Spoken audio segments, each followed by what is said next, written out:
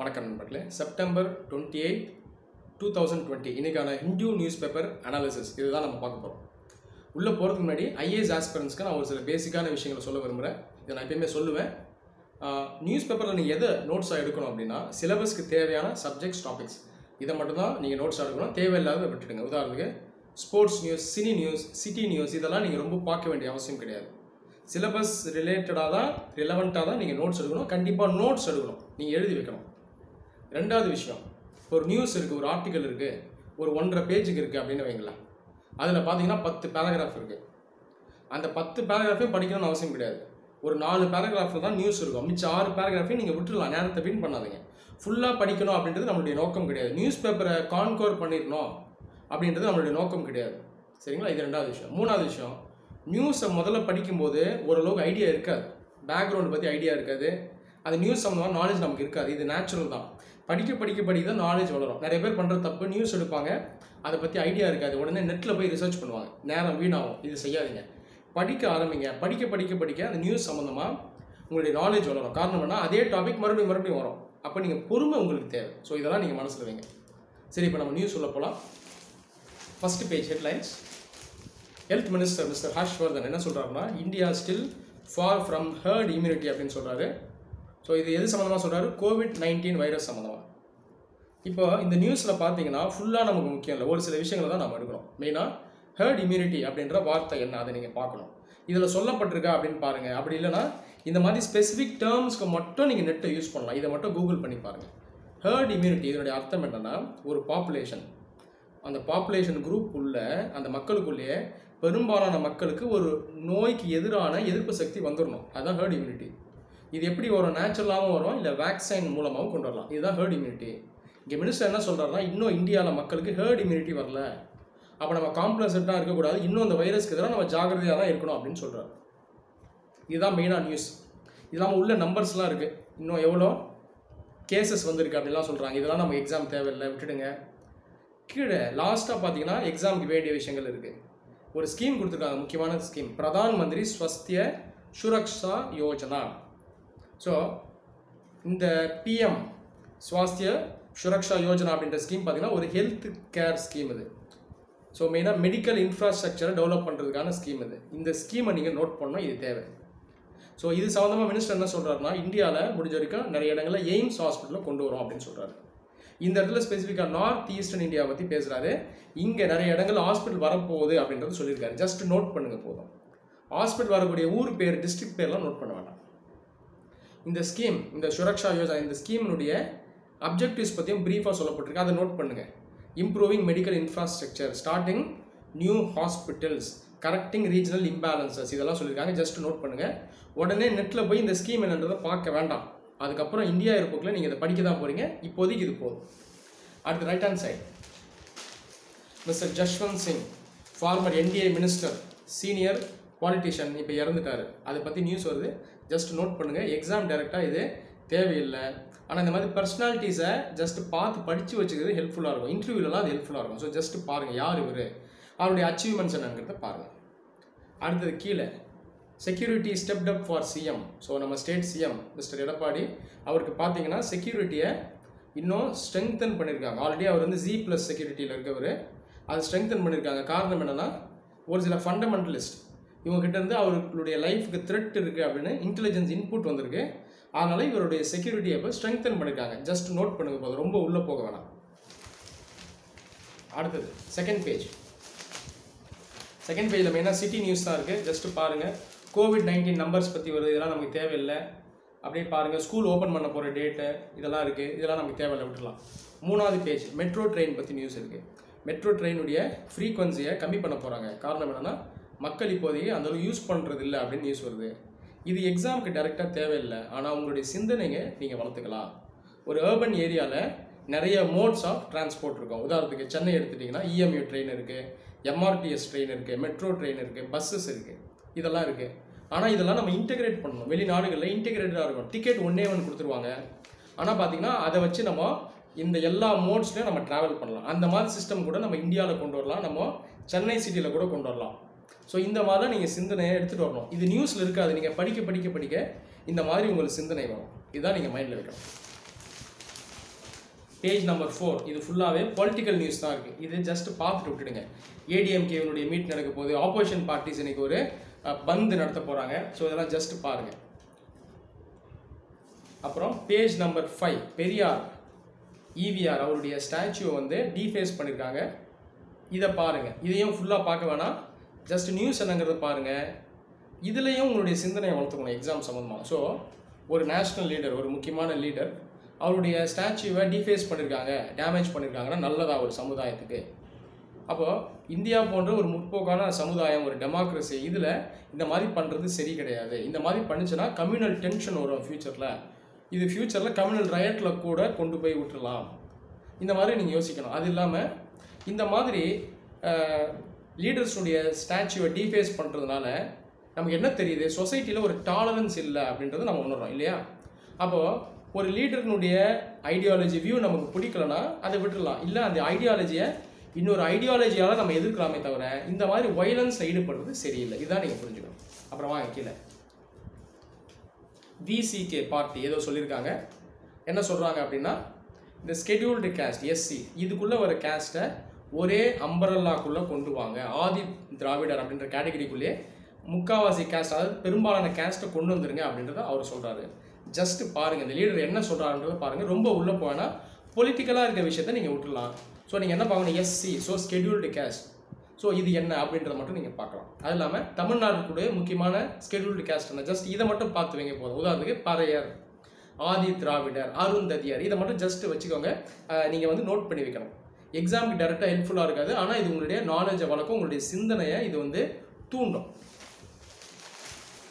அடுத்தது page number 6. Page number 6ல் editorial வருது. முதல் 2 மாதம் எடிட்டோரியலில் படிக்காதீங்க. அப்படி படித்தாலும் புரியாது, ஏன்னா உங்களுக்கு அப்போ நாலேஜ் இருக்காது. ஆனால் சின்னதாக ஒரு ஈஸியாக ஒரு எடிட்டோரியல் இருக்குன்னா அதை மட்டும் படிங்க. First editorial battle for Bihar. பீகாரில் எலெக்ஷன் வரப்போகுது, அது சம்மந்தமாக பொலிட்டிக்கல் நியூஸ் இருக்குது. அவங்களுடைய பொலிட்டிக்கல் பேட்டில் எப்படி நடக்கும், அங்கே எந்த மாதிரி ப்ரெடிக்ஷன் அப்படின்றத பற்றி சொல்லியிருக்காங்க. இது நமக்கு எக்ஸாம் தேவையில்லை, ஜஸ்ட் முடிஞ்சால் மேலோட்டமாக பார்த்துட்டு விட்டுடுங்க போதும். அங்கே மெயினான லீடர் லல்லு பிரசாத் யாதவ், இப்போதைக்கு அவர் இல்லை, அவரோட பையன் தான் இப்போதைக்கு கேம்பெயின் எடுத்து நடத்துகிறாரு. அதை பற்றி தான் சொல்லியிருக்காங்க. ஜஸ்ட்டு பாருங்கள் போதும்.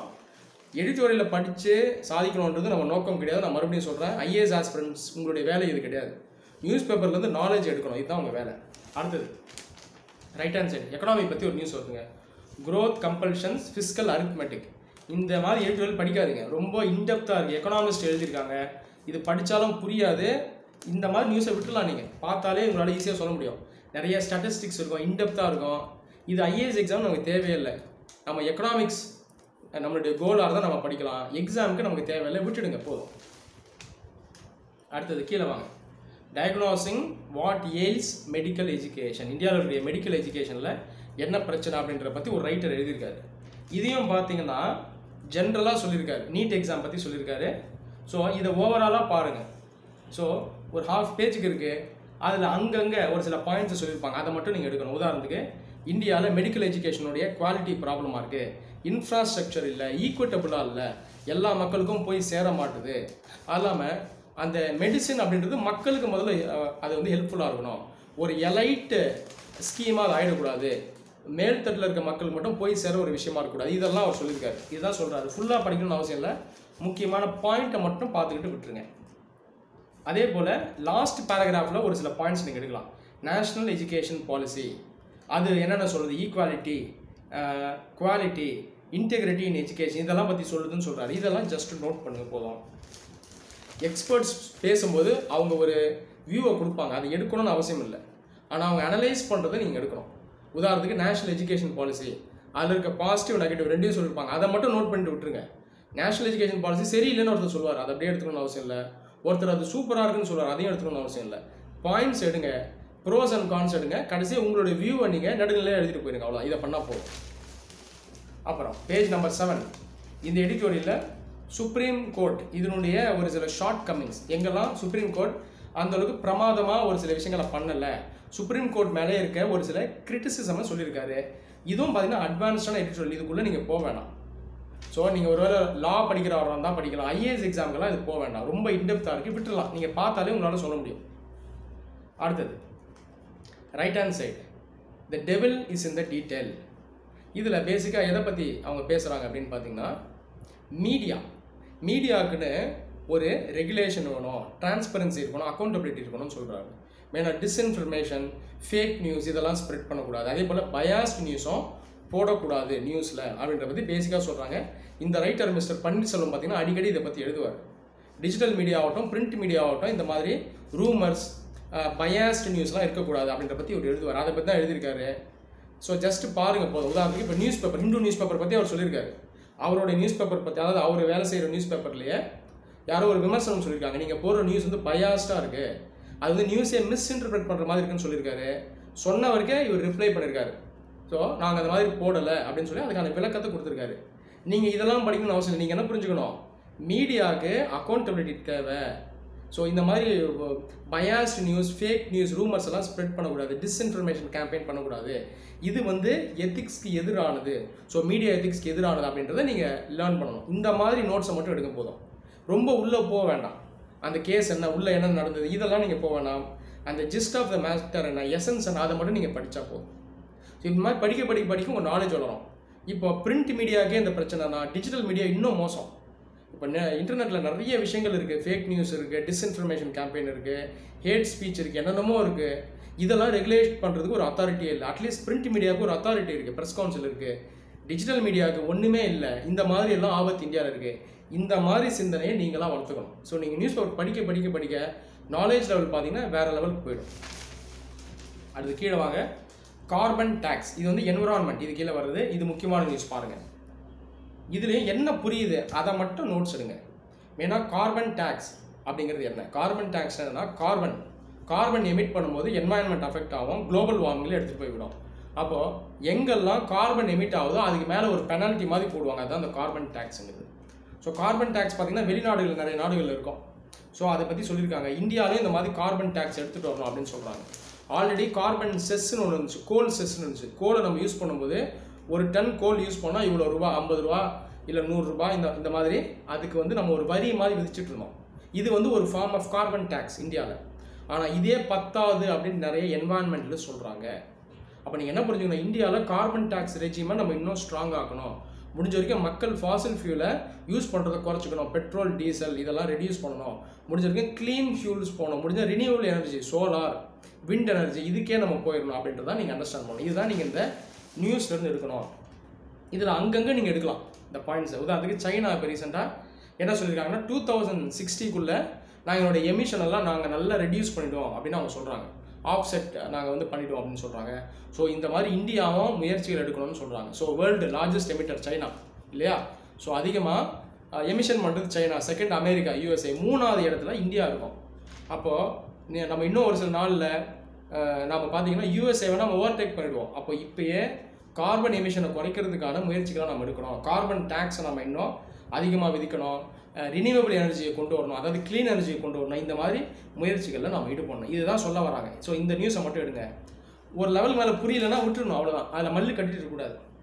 வேறு என்ன நீங்கள் இதில் ஃபேக்ட்ஸ் எடுக்கலாம், என்ன நாலேஜ் எடுக்கலாம். குளோபல் கிளைமேட் ரிஸ்க் இண்டெக்ஸ் அப்படின்ற ஒரு ரிப்போர்ட் பற்றி சொல்லியிருக்காங்க. அதை ஜஸ்ட் நோட் பண்ணுங்கள். அதில் பார்த்தீங்கன்னா இந்தியா 5th பிளேஸில் இருக்குது 2020 இந்த ரேங்க்கில். அதை நோட் பண்ணுங்கள். ஸோ இதை மட்டும் தான் நீங்கள் இந்த நியூஸ்லேருந்து எடுக்கிறீங்க. இதோட முடியுது. அப்புறம் page number 8 regional news. Kerala lockdown, COVID-19 இதெல்லாம் வருது. இதெல்லாம் தேவையில்லை, விட்டுடுங்க. கீழே முக்கியமான நியூஸ் இருக்குது. சாண்டல்வுட் ஃபாரஸ்ட்டை பற்றி இருக்குது. கர்நாடகாவில் இருக்க சாண்டல்வுட் ஃபாரஸ்ட்டை ஏதோ ஒரு டிசீஸ் அஃபெக்ட் பண்ணிருக்கு.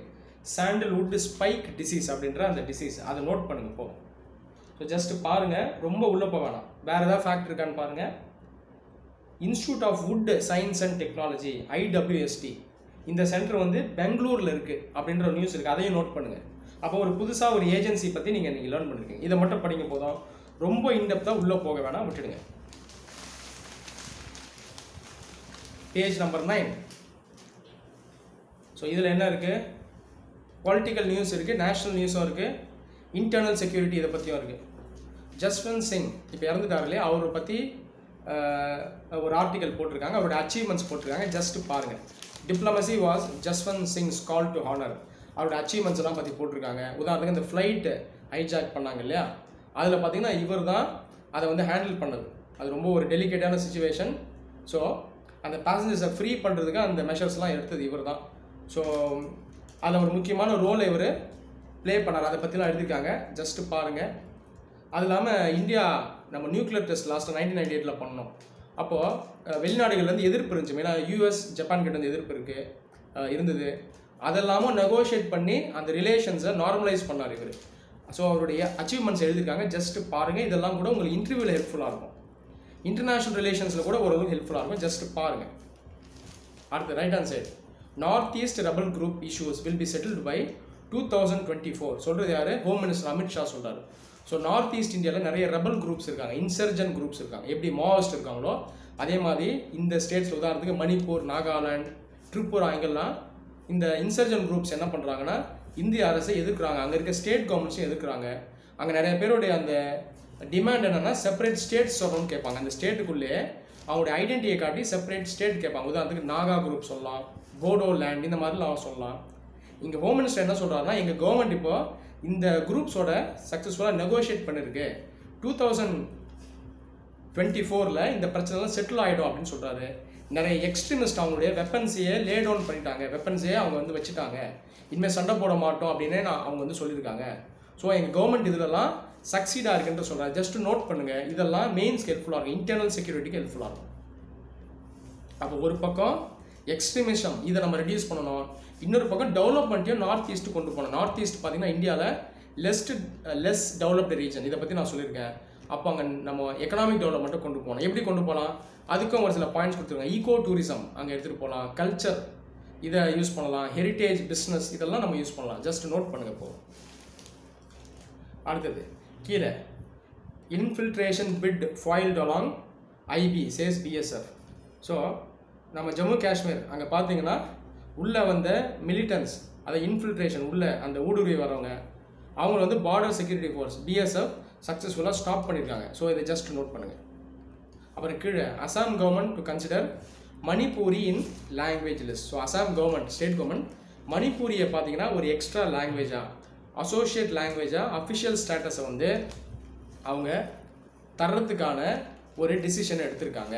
இதுதான் நீங்கள் பார்க்குறீங்க, ஜஸ்ட் நோட் பண்ணுங்கள் போகும். Page number 10.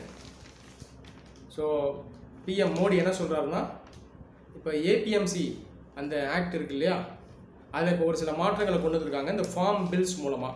இது இப்போ ரொம்ப சர்ச்சைக்குரியதாக இருக்குது, நிறைய பேர் எதிர்க்கிறாங்க. இன்றைக்கி பார்த்தீங்கன்னா இந்தியா லெவலில் நிறைய ப்ரொட்டஸ்ட் நடந்துகிட்ருக்கு. ஆனால் இங்கே மோடி என்ன சொல்கிறாருன்னா அந்த ஸ்கீமில் இருக்கக்கூடிய அந்த பில்லில் இருக்கக்கூடிய பாசிட்டிவ்ஸை பற்றி சொல்கிறாரு. அதுதான் சொல்கிறாரு, ஜஸ்ட் பாருங்கள் போதும். மெயினாக இப்போ கவர்மெண்ட்டோட ஸ்டாண்ட் என்னவா இருக்குது இந்த ஃபார்மர் பில்ஸ், ஃபார்ம் பில்ஸில் பார்த்தீங்கன்னா ஃபார்மர் கையில் அந்த டெசிஷன் மேக்கிங் போகும், அவங்களுக்கு இன்கம் அதிகமாக போகும், மிடில் மேன் இன்டர்மீடியட்ஸை எலிமினேட் பண்ணலாம், மக்களுக்கு குறைஞ்ச விலையில் ப்ரொடியூஸ் போய் சேரும் அப்படின்னு சொல்கிறாங்க. இது அவங்களுடைய ஸ்டாண்டு. இது உண்மையானு கேட்டிங்கன்னா உண்மை தான். அதே போல் இந்த கான்ட்ராக்ட் ஃபார்மிங் மூலமாக இந்த கம்பெனிஸ் என்ன பண்ணுவாங்கன்னா அக்ரிகல்ச்சரில் இன்வெஸ்ட்மெண்ட் கொண்டு வருவாங்க, இன்ஃப்ராஸ்ட்ரக்சரை பில்டு பண்ணுவாங்க.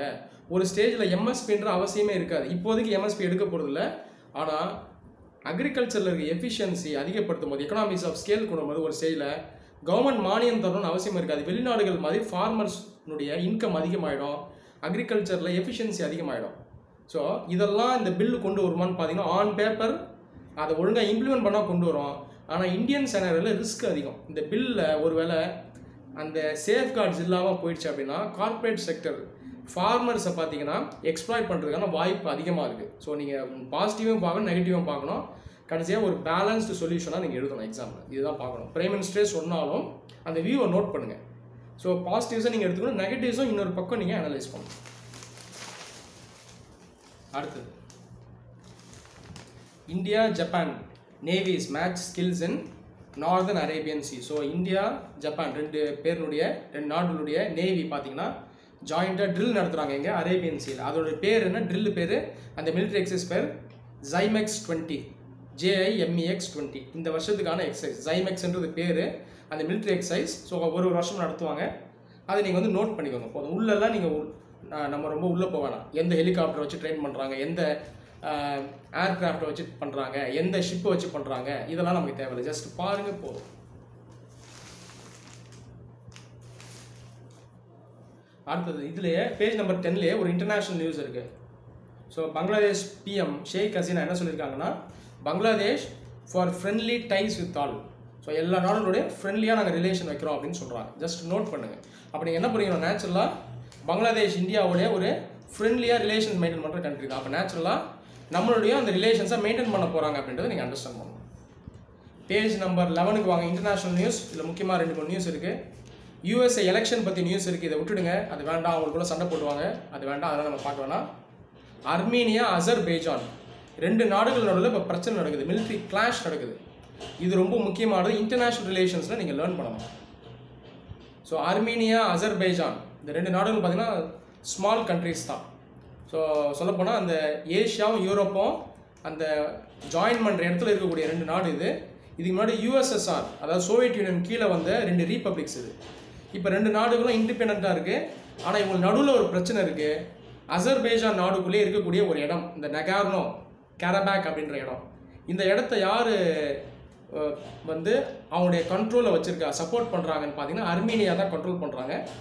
இந்த ரீஜன் அசர்பைஜான் நாட்டுக்குள்ளே இருந்தாலும் அது வந்து அட்டானமி இருக்கக்கூடிய ஒரு ரீஜன். அப்போ இந்த இடத்துல பார்த்தீங்கன்னா 2 நாடுகள் நடுவில் அந்த பிரச்சனை இருக்குது. இதை பற்றி தான் நியூஸ் இருக்குது. அப்போ நீங்கள் என்ன பண்ணணும், 2 நாடுகள் பேரை நோட் பண்ணணும். அந்த டிஸ்பியூட்டட் ரீஜன் அதனோட பேர் நோட் பண்ணணும். அந்த நகார்னோ கரபாக் அப்படின்ற ரீஜனை நோட் பண்ணணும். இதுக்குள்ள கம்யூனல் ப்ராப்ளமும் இருக்குது. உதாரணத்துக்கு பார்த்தீங்கன்னா அர்மீனியா பார்த்தீங்கன்னா ப்ரிடாமினென்ட்லி கிறிஸ்டியன் கண்ட்ரி. அசர்பைஜான் வந்து அவங்க வந்து மெயினாக முஸ்லீம் கண்ட்ரி. அப்போ இந்த மாதிரி மிலிட்ரி கான்ஃப்ளிக்ஸ் வரும்போது அதில் கம்யூனல் கலர் வந்துடும். இது வந்து நிறைய இடத்துல நடந்திருக்கு உலகத்தில். அப்போ ரிலீஜன் உள்ளே வந்துடும். இது இன்னும் மோசமாக போய் முடியக்கூடிய வாய்ப்பு இருக்குது. இதையும் நீங்கள் நோட் பண்ணணும். ஸோ இதெல்லாம் இன்டர்நேஷ்னல் ரிலேஷன்ஸ் கீழே நீங்கள் நோட் பண்ணுங்கள். கீழே மஹிந்த ராஜபக்ஷா அவர் என்ன சொல்லியிருக்காருன்ற பற்றி இருக்குது. Silent on 13A. 13th amendment அப்படின்ற ஒரு விஷயம் என்னென்னா, ஸ்ரீலங்காவில் 2009 சிவில் வார் நடந்தது. அதுக்கப்புறம் இந்த மைனாரிட்டிஸ் மெயினாக தமிழ்ஸ் இருக்காங்களே அவங்களுக்கு அட்டானமி தரணும், அவங்களுக்கும் பவரை தரணும், அவங்களுக்கும் நிறைய அந்த வெல்ஃபேரை கொண்டு போகணும் அப்படின்றதுக்காக மெயினாக எடுத்துகிட்டு வரப்பட்டது அந்த 13th அமெண்ட்மெண்ட் அப்படின்ற சட்டம். இன்னும் அங்கே அமல்படுத்தலை. இப்போ ராஜபக்ஷ அவர் என்ன சொல்கிறாருன்னா, அப்போலேருந்தே அவர் ஸ்டாண்ட் வந்து 13th அமெண்ட்மெண்ட்டை அப்படியே நான் அமெண்ட் பண்ண மாட்டேன் அப்படின்னு அவர் சொல்கிறார். காரணம் என்ன, அமெண்ட் பண்ணிட்டா இந்த மைனாரிட்டிஸ்க்கு பவர் அதிகமாக போயிடும். அதை வச்சு மறுபடியும் செப்பரேட்டிசம் ஆரம்பிச்சிருவாங்க. உதாரணத்துக்கு இப்போ எல்டிடிஇ குரூப்ஸ் மறுபடியும் அங்கே ஸ்டார்ட் ஆகிறதுக்கான வாய்ப்பு இருக்குன்றது இவர் சொல்கிறாரு. ஆனால் அதே நேரத்தில் நான் பவரை டெவால்வ் பண்ணுறேன், நான் வந்து அத்தாரிட்டி தரேன், அவங்களை எம்பவர் பண்ணுறேன். ஆனால் அத்தாரிட்டி நான் ரொம்ப தரமாட்டேன், அட்டானமியை நாங்கள் ஃபுல்லாக அவங்க கையில் அளிக்க மாட்டோம்னு இவர் சொல்கிறார். இதுதான் நீங்கள் புரிஞ்சுக்கணும். ஸ்ரீலங்காவில் இப்போதைக்கு கூடிய மெயின் ப்ராப்ளம் இதுதான். அப்போது தமிழ்ஸ் அவங்களுக்கு கண்டிப்பாக அத்தாரிட்டி போகணும், அட்டானமி போகணும், செல்ஃப் கவர்னன்ஸ் அவங்களுக்கு தேவை, அவங்களுக்கு அந்த நாட்டுக்குள்ளே வெல்ஃபேர் தேவை, அவங்க மார்ஜினலைஸ் பண்ணக்கூடாது, அவங்களை டிஸ்கிரிமினேட் பண்ணக்கூடாது. ஸோ ஈக்குவல் சிட்டிசன்ஸாக ஸ்ரீலங்கன் கவர்மெண்ட் அவங்களை ட்ரீட் பண்ணணும். இதுதான் இந்தியாவுடைய ஆசை. ஆனால் அதே நேரத்தில் அந்த நாடு இதை எப்படி ஹேண்டில் பண்ணும்போது உண்மையாலே இந்த அமெண்ட்மெண்ட்டை அவங்க இம்ப்ளிமெண்ட் பண்ணுவாங்களா அப்படின்றது நாம் இதில் லேர்ன் பண்ணணும். அடுத்தது கீழே north Korea accuses south Korea. இதுவும் முக்கியமான நியூஸில் எப்பயுமே அடிச்சிட்டு இருப்பாங்க நார்த் கொரியாவும் சவுத் கொரியாவும். ஸோ ஜஸ்ட் பாருங்கள் போதும். சவுத் கொரியா யூஎஸ்னுடைய ஒரு ஆலை, அவங்களுடைய ஃப்ரெண்டு. யூஎஸ், ஜப்பான், சவுத் கொரியாலாம் ஒரே பிளாக்கு. சைனா, நார்த் கொரியா, ரஷ்யாலாம் ஒரே பிளாக்காக வருவாங்க. அவங்கெல்லாம் ஒரே குரூப். அவங்க 2 குரூப் நடுவில் எப்பவுமே சண்டை நடக்கும். நார்த் கொரியா அப்பப்போ மிரட்டுவாங்க யூஎஸ்ஏவை, யூஎஸ்ஏ இவங்களை மிரட்டுவாங்க. ஸோ ஒரு சினிமா சீரியல் மாதிரி போவோம். இதை நம்ம ஆல்ரெடி நான் சொல்லியிருக்கேன் அவங்ககிட்ட. ஸோ ஜஸ்ட் நோட் பண்ணுங்கள் போதும். நார்த் கொரியா, சவுத் கொரியா 2 பேருக்கு நடுவில் இருக்க அந்த பவர் பாலிடிக்ஸ் இதை நோட் பண்ணுங்கள். ஸோ இதோட நியூஸ் முடியுது. லாஸ்ட்டாக ஸ்போர்ட்ஸ் நியூஸ் இருக்குது. ஜஸ்ட் பாருங்கள். 2 நிமிஷம் மேலே ஸ்போர்ட்ஸ் நியூஸை நீங்கள் நேரம் ஸ்பெண்ட் பண்ணக்கூடாது, மனப்பாடம் பண்ணாதீங்க. மிஞ்சி போனால் ஒரு கேள்வி வரும் எக்ஸாமில். அதை கூட லாஸ்ட் டைமில் எக்ஸாம் 1 மாதம் முன்னாடி ப்ரஷ் அப் பண்ணிட்டு போயிடலாம். இன்றைக்கி இதோட இந்தியன் நியூஸ் அனாலிசிஸ் முடியுது. நன்றி.